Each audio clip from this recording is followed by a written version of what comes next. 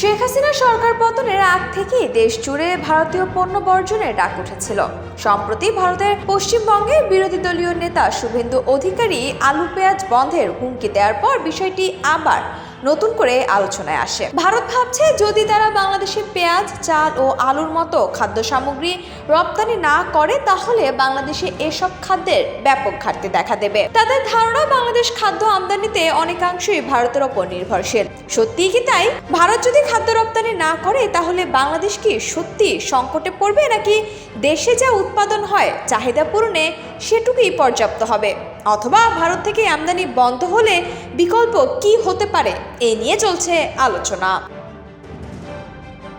বাংলাদেশের সাথে প্রতি বছর ভারতের প্রায় 11 বিলিয়ন মার্কিন ডলার বাণিজ্য হয়। তাই অনেকেই মনে করছেন বাংলাদেশের রপ্তানি বন্ধ করে দিলে বাংলাদেশের নয় বরং উল্টো ভারতেরই ক্ষতি বেশি হবে। বাংলাদেশ ইতিমধ্যেই চীন ও পাকিস্তানের সাথে নতুন বাণিজ্যিক সম্পর্ক স্থাপনের ওপর বেশ গুরুত্ব দিচ্ছে বলে জানা গেছে।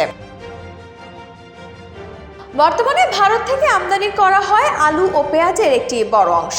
তবে 23 সালের আগে কখনোই আলু আমদানি করেনি বাংলাদেশ, বরং রপ্তানি করেছে। দেশে বর্তমানে আলুর চাহিদা বছরে প্রায় 80 লক্ষ মেট্রিক টন।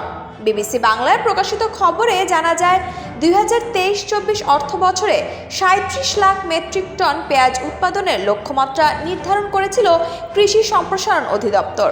এর বিপরীতে চলতি বছরে পেঁয়াজ উৎপাদিত হয়েছে প্রায় 38 lakh metric ton. Bangladesh trade and tariff কমিশনের এক প্রতিবেদন অনুসারে দেশে প্রতি বছর 26 মেট্রিক টন পেঁয়াজ প্রয়োজন।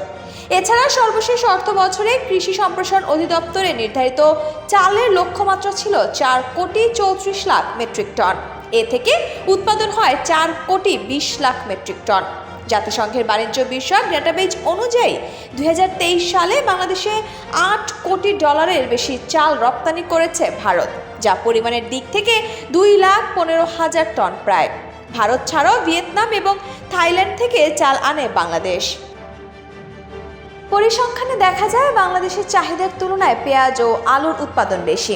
এছাড়া বাংলাদেশে প্রতি বছর যে পরিমাণ চাল উৎপাদন হয় সে অনুযায়ী ঘাটতি খুব বেশি নয়। ভারত চাল রপ্তানি বন্ধ করে দিলেও অন্যান্য দেশ থেকে আমদানি করা চালের দ্বারা এই সামান্য ঘাটতি খুব সহজেই মেটানো সম্ভব। তবে বাংলাদেশ পেঁয়াজ এবং আলু উৎপাদনে স্বয়ংসম্পূর্ণ হলেও কেন বাহিরের দেশ থেকে আমদানি করছেন তা নিয়ে প্রশ্ন রয়েছে।